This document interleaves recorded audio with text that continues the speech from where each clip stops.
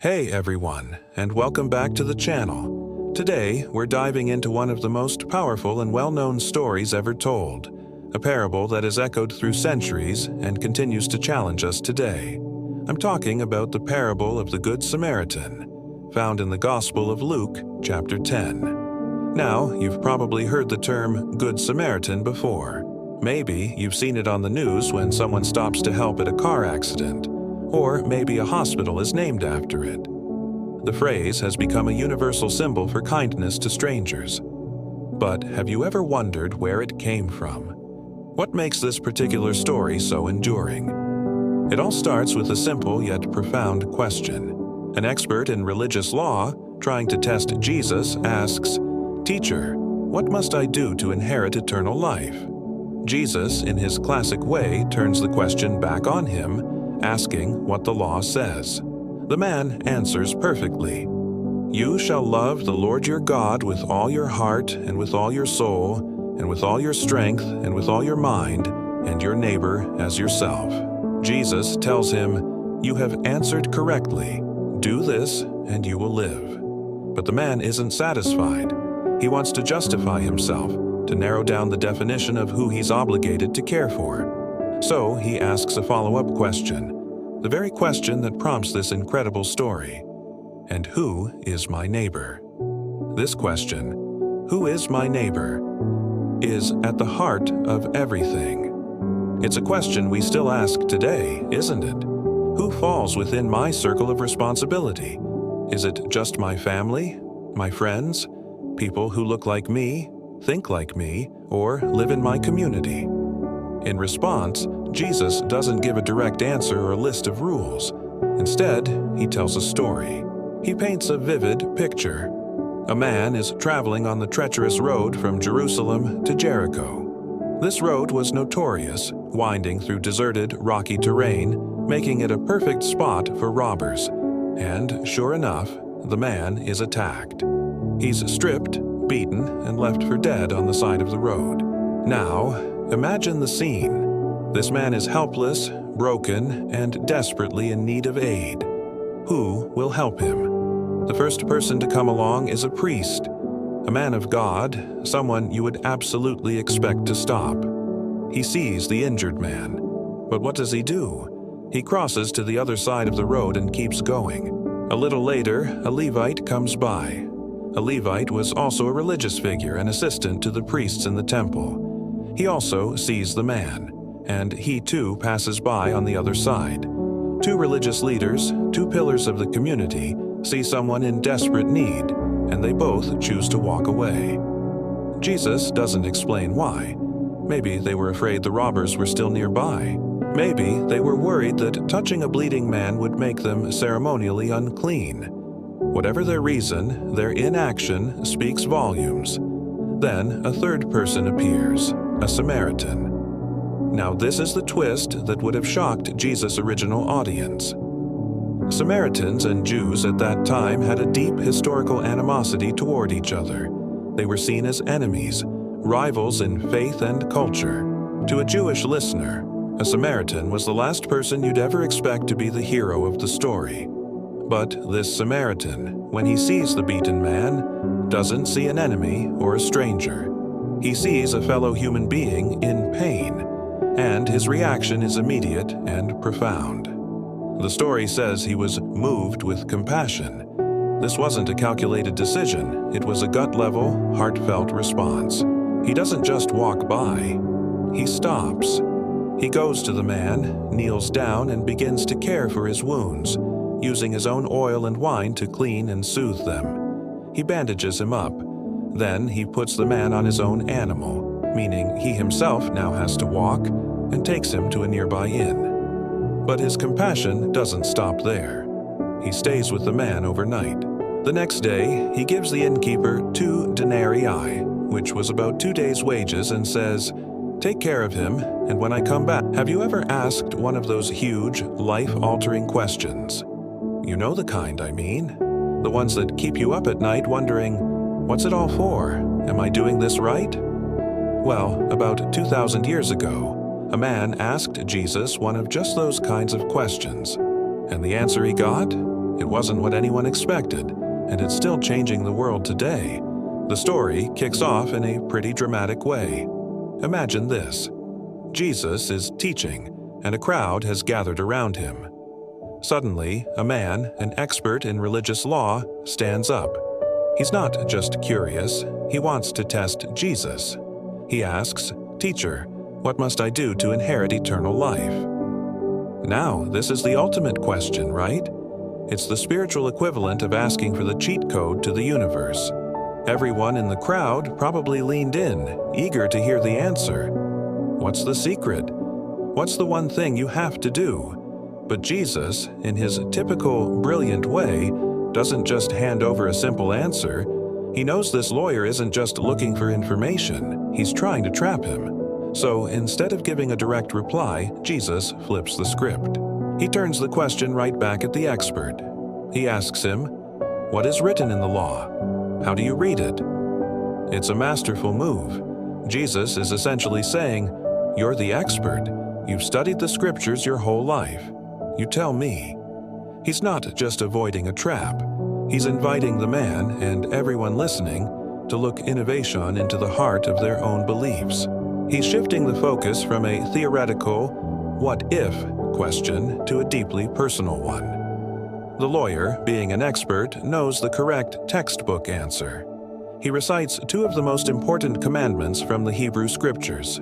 He says, "You shall love the Lord your God with all your heart, with all your soul, with all your strength, and with all your mind.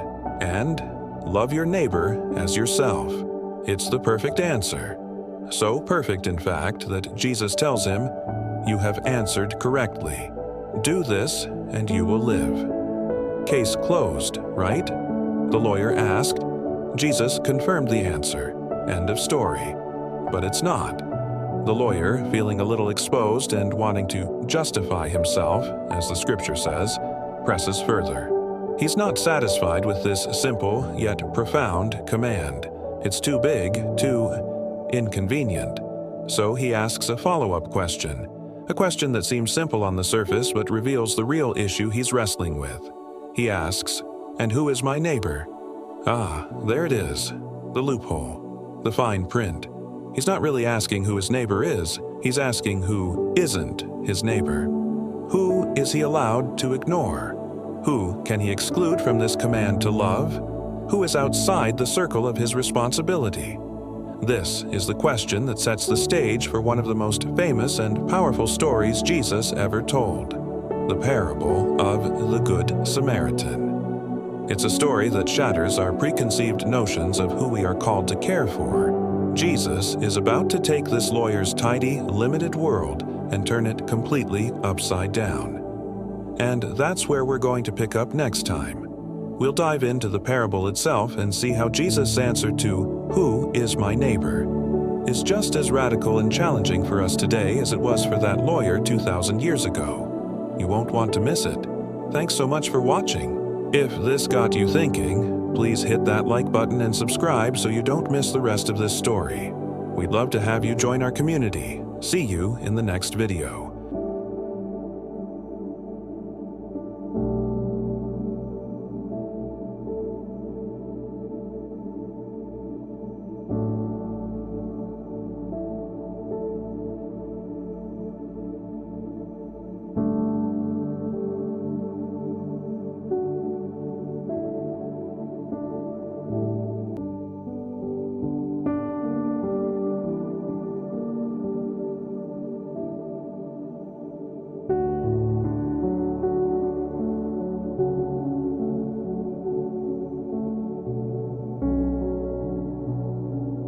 Have you ever walked past someone who needed help and thought, "Should I stop?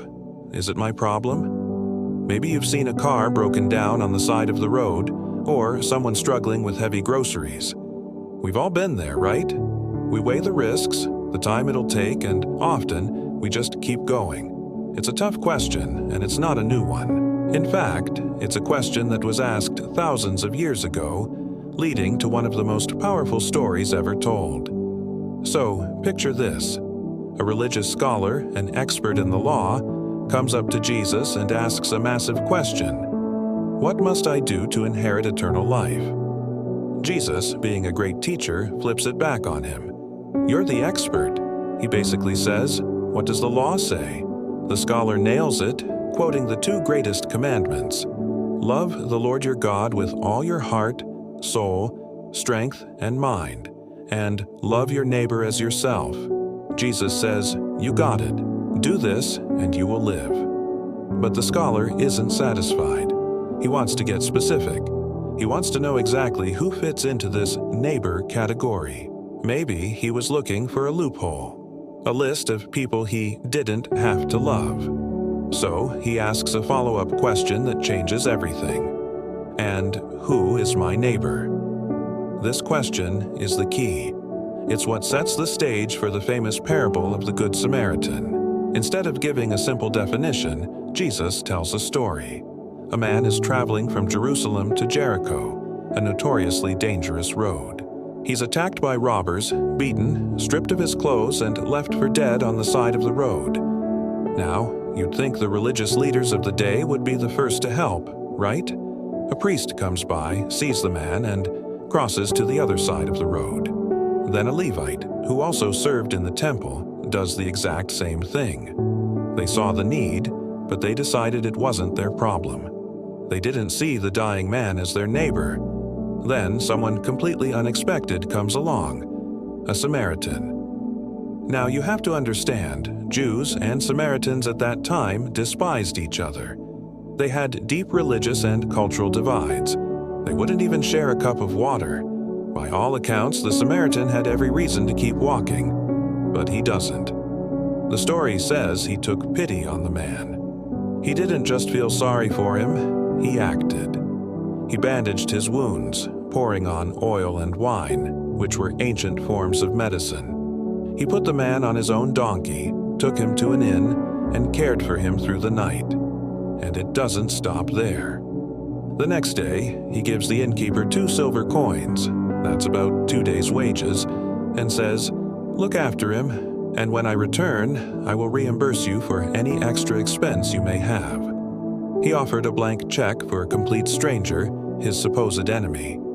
After telling this story, Jesus turns back to the expert in the law and asks, "Which of these 3 do you think was a neighbor to the man who fell into the hands of robbers?" The expert, probably unable to even bring himself to say the word Samaritan, replies, "The one who had mercy on him." Jesus' response is simple and profound.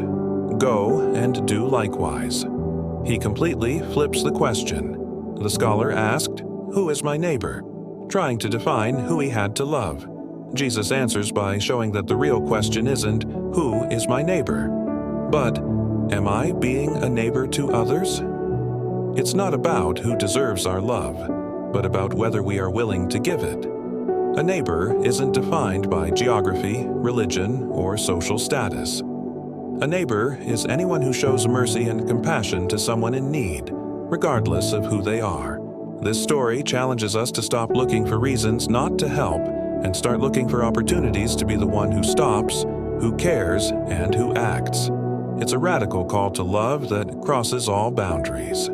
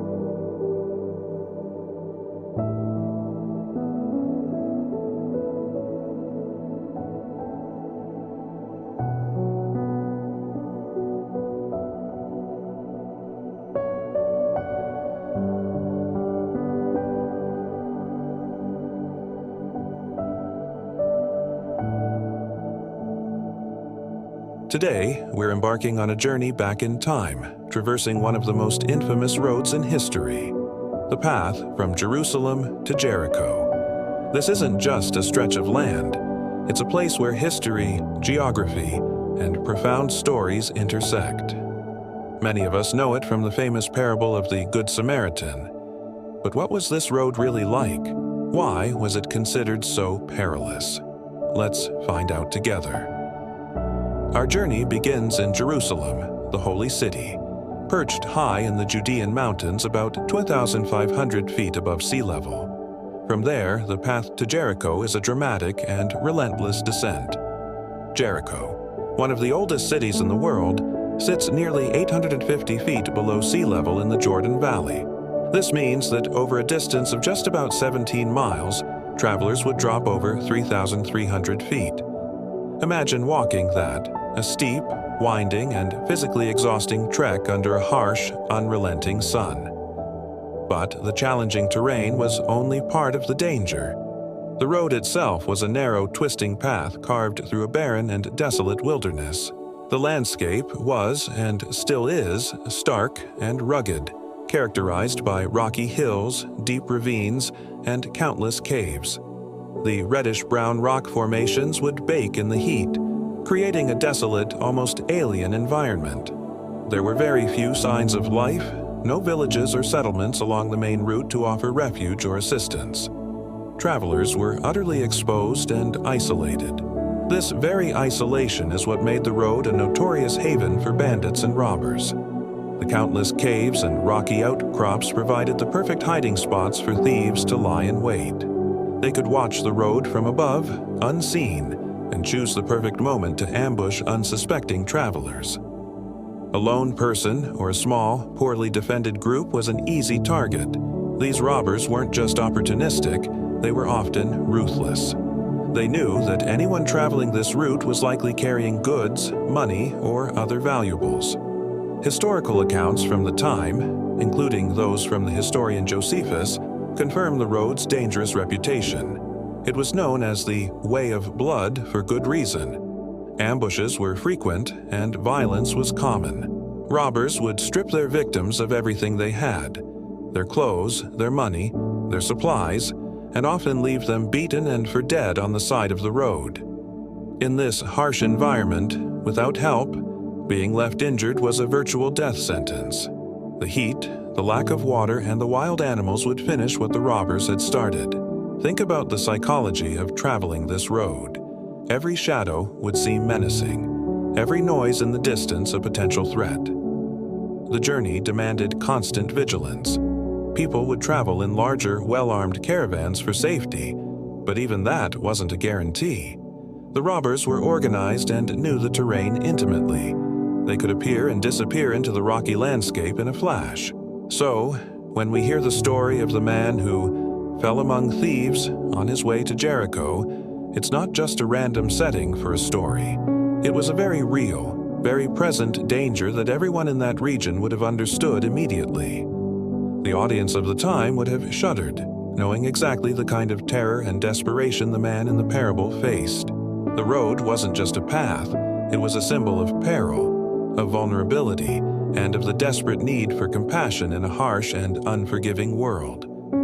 The landscape itself became a character in the story, a silent, imposing witness to countless acts of desperation and, occasionally, incredible kindness. Understanding this setting gives the parable of the Good Samaritan so much more depth and power. It wasn't just about helping someone. It was about venturing into a place of known danger to save a life, when others, who were expected to help, chose to walk on. Have you ever started a journey feeling completely confident, thinking you know the road ahead, only for everything to turn upside down in a heartbeat? That's exactly what happened to one man on a dusty, treacherous road, the infamous path from Jerusalem down to Jericho. This wasn't just any road. It was a steep, winding descent of about 17 miles, notorious for its hidden caves and sharp turns. Bandits loved this place. It was the perfect spot for an ambush. Our traveler, perhaps a merchant or someone visiting family, was making this journey alone. Maybe he was thinking about his destination, the warm welcome he'd receive, or the business he was about to conduct.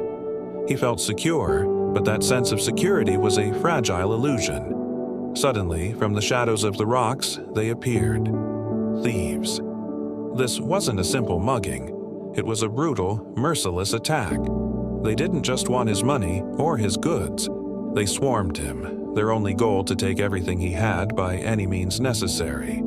He probably tried to fight back, or maybe he surrendered immediately, hoping for mercy. But there was no mercy to be found on that road. They ripped his clothes from his back, not just to humiliate him, but because even the fabric he wore had value. They took his purse, every last coin he had for his journey. They took his supplies, his water, anything that could have helped him survive, but they didn't stop there. The violence was extreme. They beat him, striking him again and again, long after he had stopped resisting. They weren't just robbers. They were cruel. They left him with broken bones, deep gashes, and bleeding wounds. Then, as quickly as they appeared, they were gone, melting back into the desolate landscape. They left him lying in the dust, half dead, barely breathing. He was stripped of everything: his possessions, his dignity, and nearly his life. Imagine the scene: the scorching sun beating down, the silence of the wilderness broken only by his pained, shallow breaths. He was completely alone, unable to move, drifting in and out of consciousness. Every passing shadow could be a wild animal, every sound a new threat. His situation was beyond desperate. He was at the absolute edge of existence, left to die a slow, agonizing death on the side of a lonely road. No one knew he was there. No one was coming for him, or so it seemed. He was a man who had fallen into the hands of the worst of humanity, left with nothing but pain and the fading hope of seeing another sunrise. His story could have ended right there, a forgotten soul on a dangerous path. But what happens next is what truly defines this story. It's a powerful lesson about who we choose to see and who we choose to ignore when we encounter suffering. What would you do if you stumbled upon such a scene? It's a question that cuts to the core of who we are. Thank you for watching. If this story resonates with you, please hit that like button, subscribe for more content, and share your thoughts in the comments below.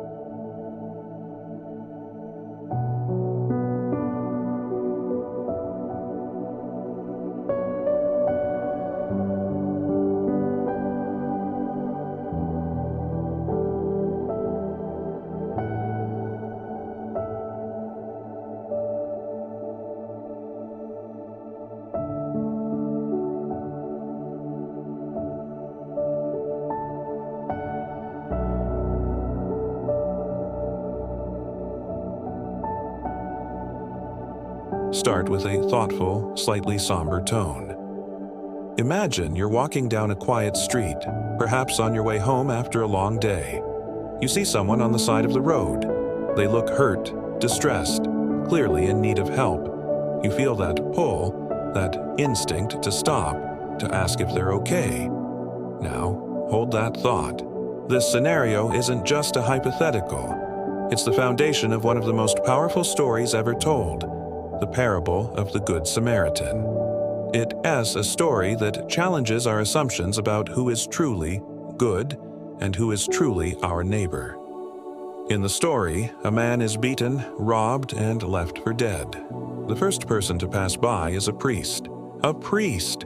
A figure we associate with compassion, with spiritual guidance, with being a pillar of the community. You'd expect him to be the first to rush over, to offer comfort, to perform first aid, to do something. But what does he do? He sees the man. He registers the situation. And then he crosses to the other side of the road and continues on his way. He passes by. Pause for effect. Let that sink in. The person society would have picked as the hero of the story simply walks away. Why? The story doesn't give us a concrete reason, and that's part of its brilliance. It forces us to ask the uncomfortable questions. Was he afraid? Was he running late for a religious duty at the temple? Did he feel that touching the injured man would make him ritually unclean, disqualifying him from his sacred obligations? Whatever his reason, the outcome is the same. A person in desperate need was ignored by someone in a position of moral authority. This isn't just about one individual's choice. It's a profound commentary on what can happen when rules and rituals become more important than people. It highlights a dangerous kind of religious indifference, where the letter of the law overshadows the spirit of compassion. The priest might have been a good man in his own world. He might have followed every rule, every tradition, perfectly. But on that road, at that crucial moment, his religion became a wall instead of a bridge. It separated him from his fellow human being instead of connecting him. This isn't an attack on faith. Far from it. It's a powerful reminder, embedded within a religious text itself, to check our own hearts. It asks us, are our beliefs making us more compassionate, or are they giving us excuses to look away? Do our principles lead us to cross the road to help, or to cross the road to avoid? The story is a timeless mirror. It forces us to look at ourselves and question our own motivations when we encounter someone in need. We might not be ancient priests, but we have our own temples to get to, our own schedules, our own reasons to think. Someone else will handle it. The priest's failure is a critical part of the narrative. It sets the stage for the unexpected hero, the Samaritan, but it also serves as a stark warning, a warning that goodness isn't about the title you hold or the uniform you wear. It's about the action you take when no one is forcing you to, when all you have to guide you is the simple, undeniable humanity of a person in need right in front of you. It challenges us to ensure our own convictions, whatever they may be, lead us to be more like the Samaritan who stopped, and less like the priest who simply walked on by.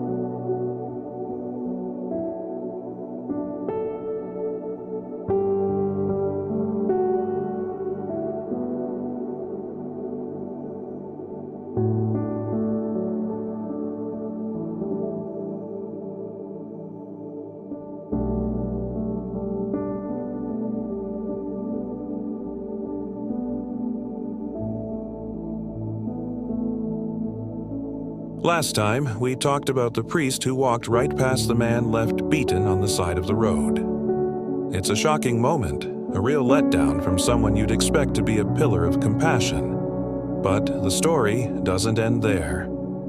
As the dust settles, another figure appears on that same dangerous road from Jerusalem to Jericho. This time, it's a Levite. Now, who were the Levites? They were from the tribe of Levi, and were set apart for religious service.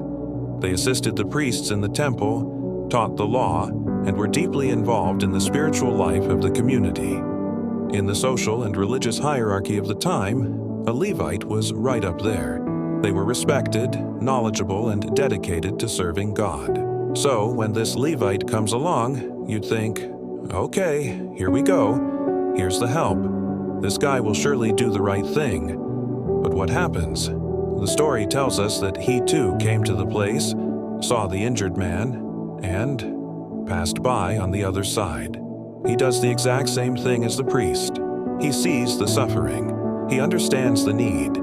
He probably even knows the laws about helping one's neighbor, but he makes a conscious choice to walk away. He puts distance between himself and the person in need.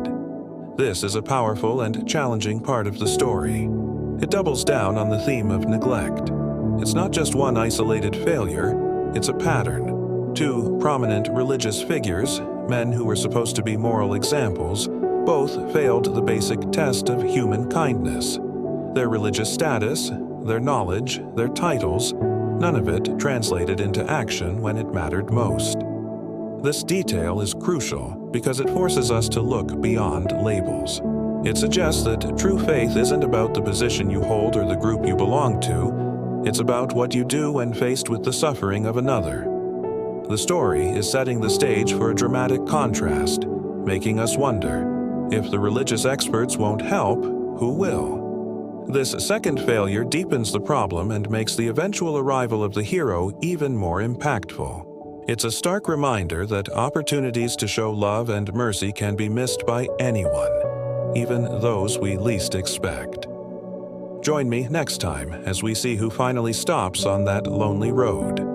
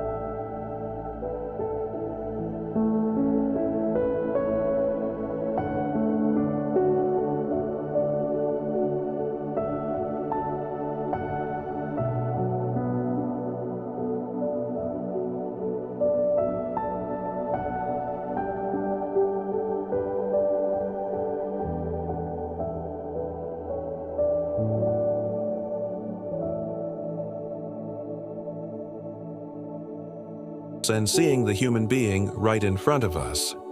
I'm talking about the parable of the Good Samaritan. Now, to really get this, we need a bit of a history lesson.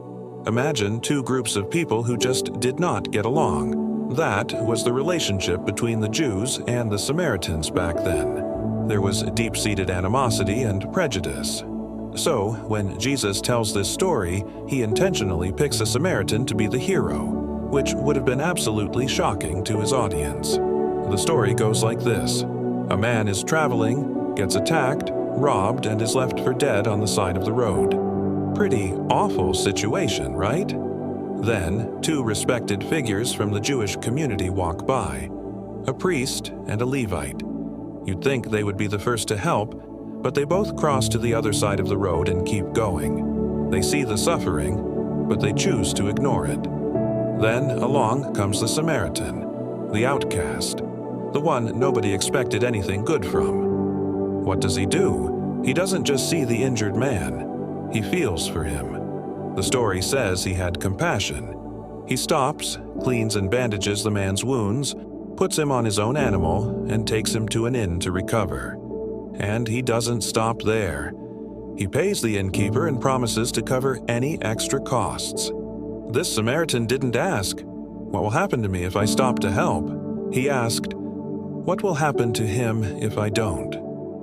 He saw a person in need, and his heart moved him to act, regardless of their differences. He became the hero of the story not because of his status or background, but because of his kindness and mercy. This story challenges us to look at our own lives.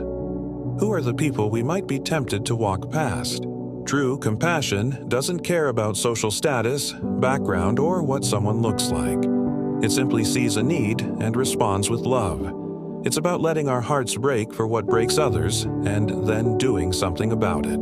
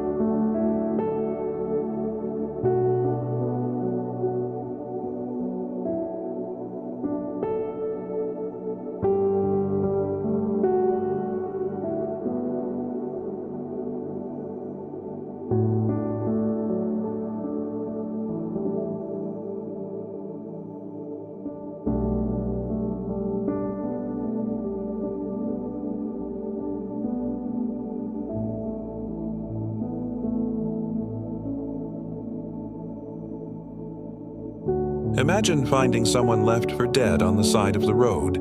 Everyone else just walks by. What would you do? This is where our story of true compassion unfolds. A Samaritan, a man who was himself an outsider, saw the injured traveler and his heart went out to him. He didn't hesitate. He didn't ask questions or weigh the cost. He just acted. He knelt beside the man, his hands gentle but sure. He took out the oil and wine he had for his own journey. The wine, a natural antiseptic, to cleanse the deep bleeding wounds, and the soothing oil to ease the pain and start the healing. He carefully bandaged the cuts, tearing strips from his own cloth. Every touch was an act of mercy, a silent promise that this man was not alone, that his life had value. He wasn't just patching up wounds, he was restoring dignity. With great effort, the Samaritan lifted the injured man onto his own donkey. He himself would walk the rest of the way, leading the animal slowly and carefully along the dusty road. He couldn't just leave him there, bandaged but still vulnerable. His help was not a halfway measure. He took on the man's burden as his own, ensuring his safety until he could find a proper place of refuge. They finally arrived at an inn, a small beacon of light and safety. The Samaritan helped the man inside, settling him into a room and making sure he was comfortable. But his care didn't end there. He stayed with him through the night, watching over him, tending to his needs, offering comfort and company. He didn't just drop him off, he saw the process through. The next day, he gave the innkeeper 2 silver coins, a significant amount of money, and said, "Look after him, and when I return, I will reimburse you for any extra expense you may have." He promised to come back, to follow up, to ensure the man's full recovery. This isn't just a story about helping someone. It's about seeing the humanity in a stranger and responding with radical, selfless kindness. It challenges us to ask who our neighbor is and shows us that mercy knows no boundaries. It's a powerful reminder that the greatest acts of love are often the simple, tangible ones we do for those in need right in front of us.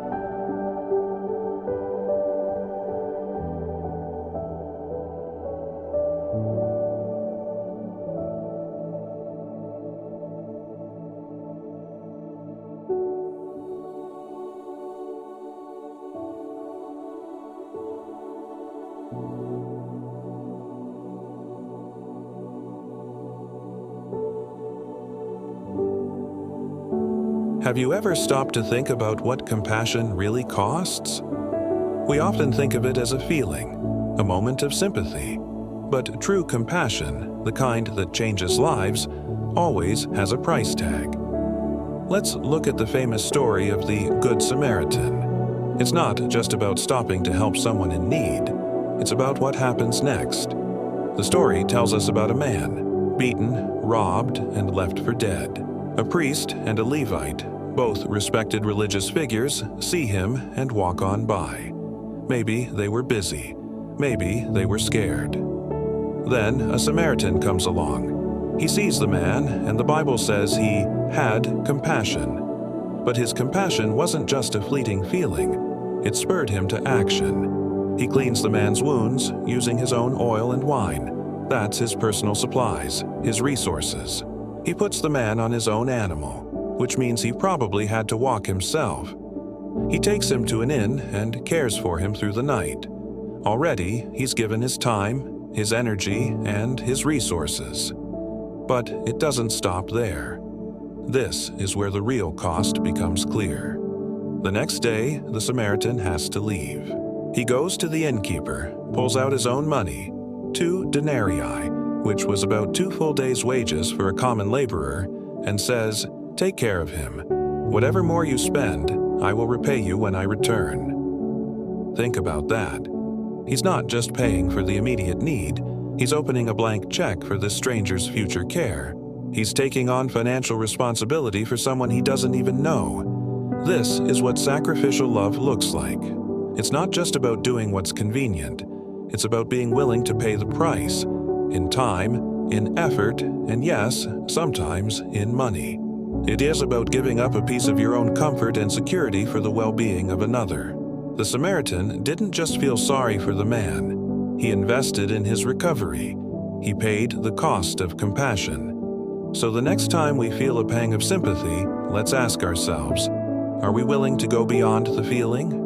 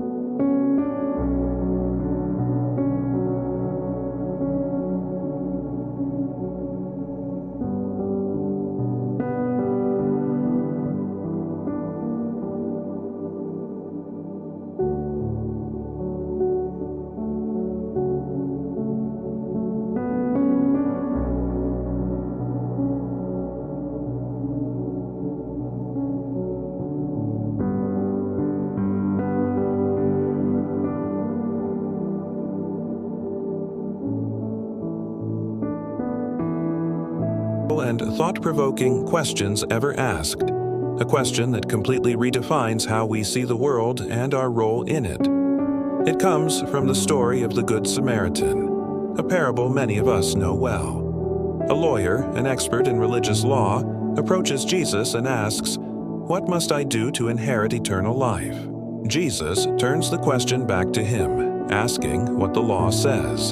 The lawyer correctly answers, "Love the Lord your God with all your heart, soul, strength, and mind, and love your neighbor as yourself." Jesus tells him, "You have answered correctly. Do this, and you will live." But the lawyer, wanting to justify himself, pushes further. He asks a seemingly simple yet incredibly complex question. "And who is my neighbor?" This is where the story truly unfolds. Jesus doesn't give a direct, simple definition. He doesn't say, "Your neighbor is the person living next door," or "Your neighbor is someone from your own community." Instead, he tells a story. He talks about a man traveling from Jerusalem to Jericho who is attacked by robbers, beaten, stripped, and left for dead. A priest comes by, sees the man, and crosses to the other side of the road. A Levite, another religious figure, does the same. They saw the need, but chose to ignore it. They failed the test of neighborliness. Then a Samaritan comes along. Now, remember, Samaritans and Jews at that time generally despised each other. By all social standards, this Samaritan had every reason to pass by. But he doesn't. He sees the wounded man and is moved with compassion. He bandages his wounds, puts him on his own donkey, takes him to an inn, and cares for him. He even pays the innkeeper to continue the care, promising to cover any extra costs. After telling this story, Jesus turns back to the lawyer. He doesn't answer the lawyer's original question, "Who is my neighbor?" Instead, he flips it entirely. Jesus asks, "Which of these three do you think was a neighbor to the man who fell into the hands of robbers?" This is the brilliant, transformative moment. The question is no longer about identifying who deserves our love. It's about becoming the person who gives love. It's not about defining the boundaries of our neighborhood, but about breaking them down with compassion. The lawyer, humbled, has to admit, the one who had mercy on him. And Jesus' final command is simple and profound. Go and do likewise. This challenges us today. We often ask, who is my neighbor? When we should be asking, how can I be a neighbor? It's a call to action, a call to see the needs around us and respond with mercy, regardless of who the person is or where they come from. It's about being the one who stops, who helps, who shows compassion.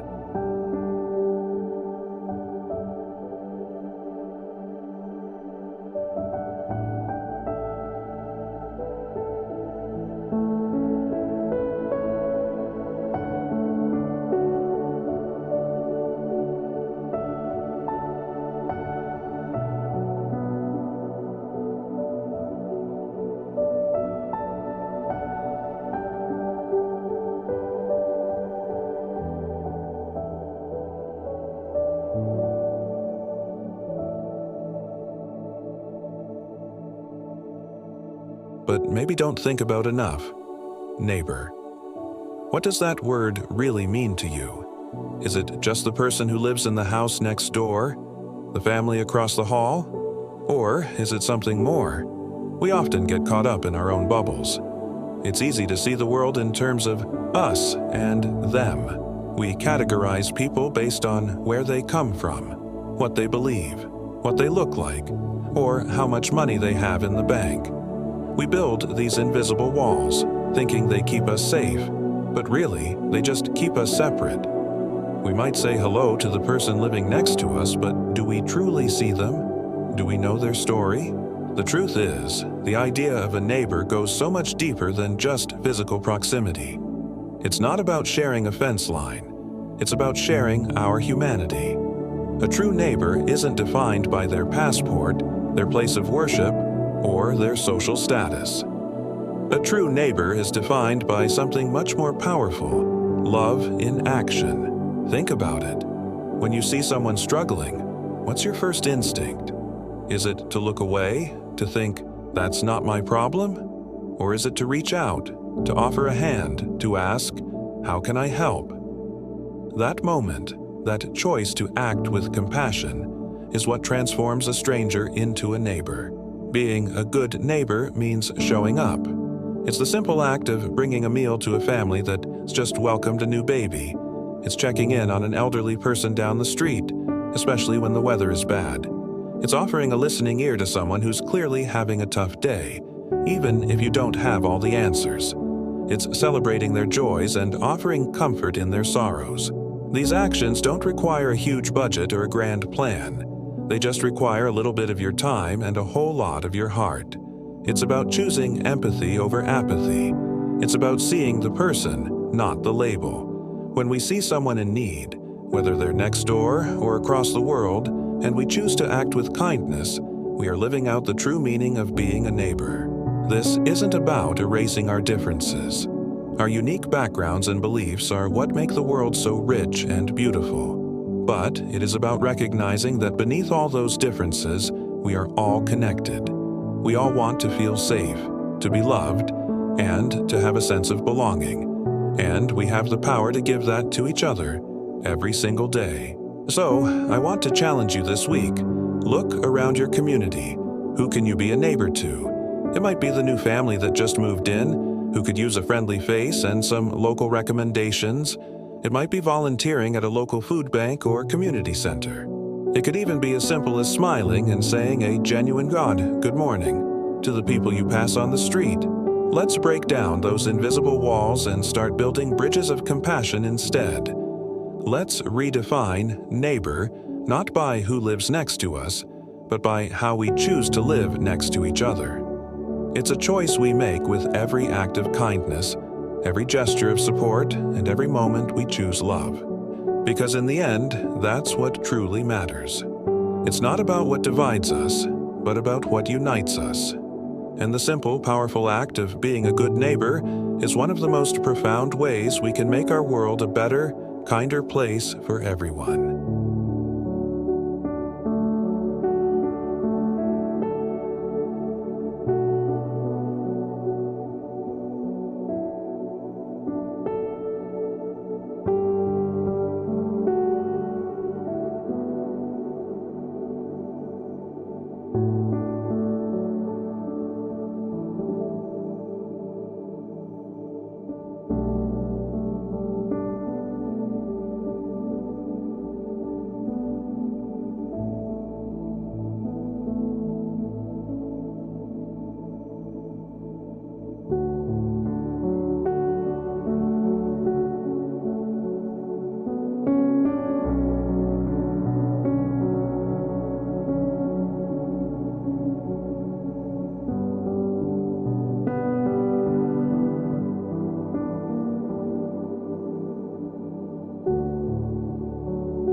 rushing from one thing to the next, our heads filled with to-do lists, deadlines, and notifications. We walk through our days, often with our heads down, focused on our own path, our own journey, and it's easy to do. It's almost the default setting in our fast-paced world.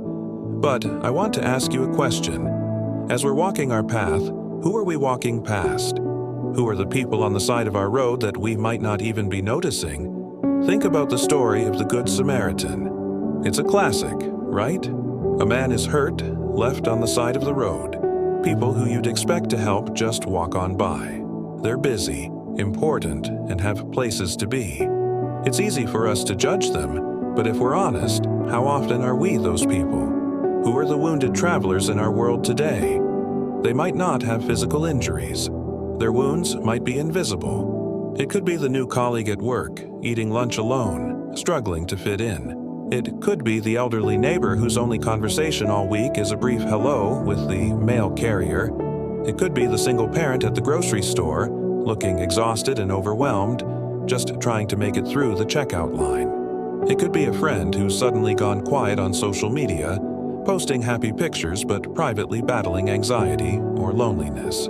These are the people we pass by every single day. We might see them, but do we really see them? Do we notice the slump in their shoulders, the weariness in their eyes, or the forced smile that doesn't quite reach their heart? It's so easy to assume everyone's fine, to think someone else will help, or it's not my business. We might even feel a little awkward, unsure of what to say or do. So we put our headphones back in, look down at our phones, and keep walking. But what if we chose to be different? What if we decided to be the one who stops? It doesn't require a grand gesture. It doesn't mean you have to solve all their problems. Sometimes, the most powerful thing we can do is simply acknowledge another person's existence and their struggle. It can start with a simple, genuine question. Hey, how are you really doing? Or offering a small act of kindness. Can I help you with that? Or, want to grab a coffee sometime? Think about your own life, your workplace, your school, your neighborhood, even your own family. Who might be feeling invisible? Who is quietly hurting on the side of the road of life? Maybe it's the teenager who spends all their time in their room. Maybe it's the barista who serves you coffee every morning, but who you've never asked their name. The wounded traveler isn't some abstract concept. They are real people, living and breathing all around us. The challenge for us today is to lift our heads up, to take our eyes off our own feet and look around, to see the world with a little more empathy and a little less hurry. It's about developing a heart that is willing to be interrupted, a heart that sees helping not as a burden, but as a privilege. Because when we stop for someone else, something amazing happens. We don't just help them, we connect with them. We build a bridge of shared humanity. And in a world that often feels disconnected and lonely, those moments of connection are what truly matter. They are what heal not only others, but ourselves as well. So this week, I encourage you, and I encourage myself, to look for them. Look for the person who needs a kind word, a helping hand, or just a moment of your time. Let's not just walk past. Let's be the reason someone feels seen, heard, and cared for. Let's be the person who stops.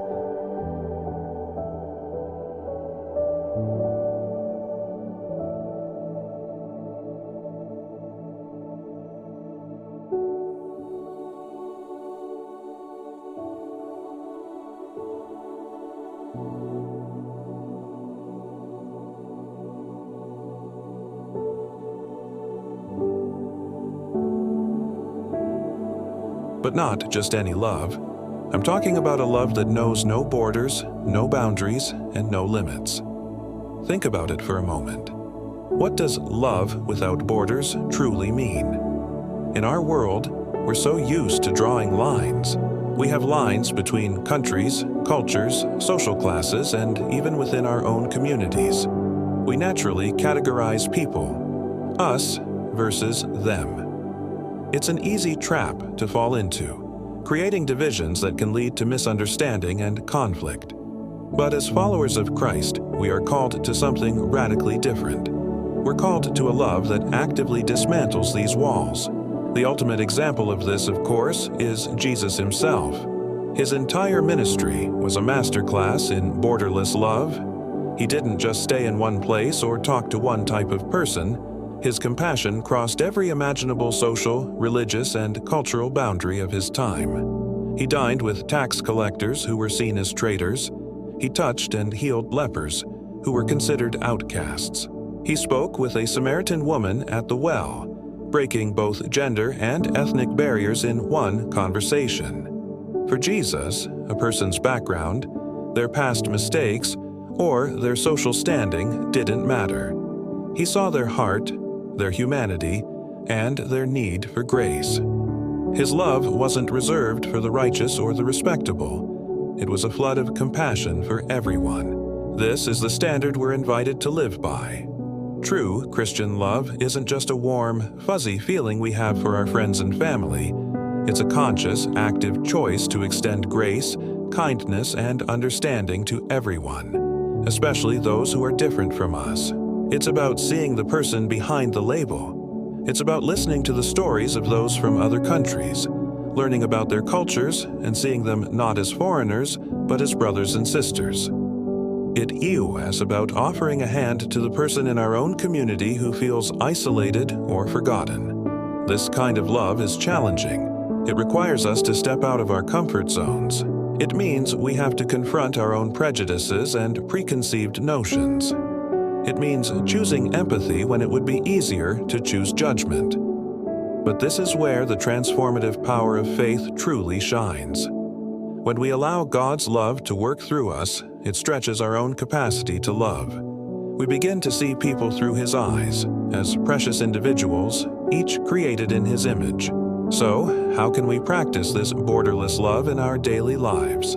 It can start small. It might be as simple as striking up a conversation with a new neighbor who has just moved from another country. It could mean volunteering for an organization that helps refugees or immigrants. It could be intentionally learning about a culture that is unfamiliar to you, not to find faults, but to appreciate its beauty. It's about looking for opportunities to build bridges instead of walls. Every time we choose kindness over suspicion or unity over division, we are living out the gospel. We are showing the world a glimpse of the kingdom of God, a kingdom where there are no borders, only family. Let's make it our mission to love like Jesus did, boldly, courageously, and without any borders. Let's be known as people whose compassion reflects the boundless love of our Savior.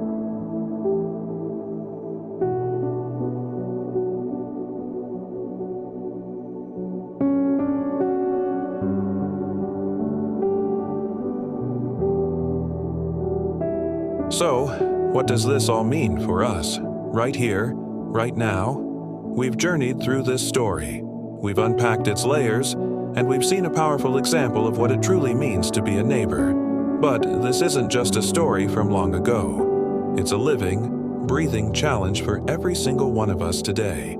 It's easy to hear it, nod along, and think, wow, what a great message. But the real test, the real transformation, happens when we move from hearing to doing. Think about your daily life, your commute to work, the interactions at the grocery store, the conversations you have online, the way you treat your family and friends.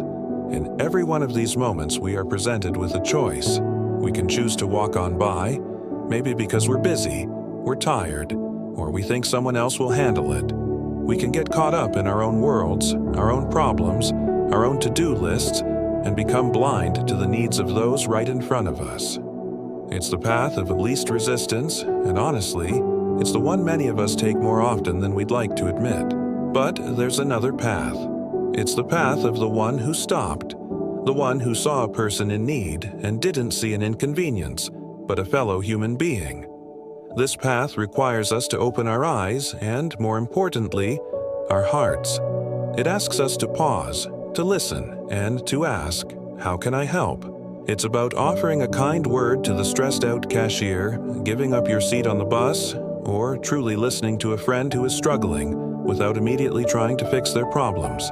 It's about seeing beyond labels, beyond differences, and recognizing the shared humanity in everyone we meet. Compassion isn't always about grand, heroic gestures. More often than not, it's found in the small, seemingly insignificant acts of kindness that can completely change the course of someone's day, or even their life. It's a cup of coffee for a coworker who's having a rough morning. It's a patient response to an angry customer. It's checking in on a neighbor you haven't seen in a while. These are the modern-day equivalents of oil and wine, of placing someone on your own donkey. They are practical, tangible expressions of love. The challenge laid before us is simple, yet profound. Go and do likewise.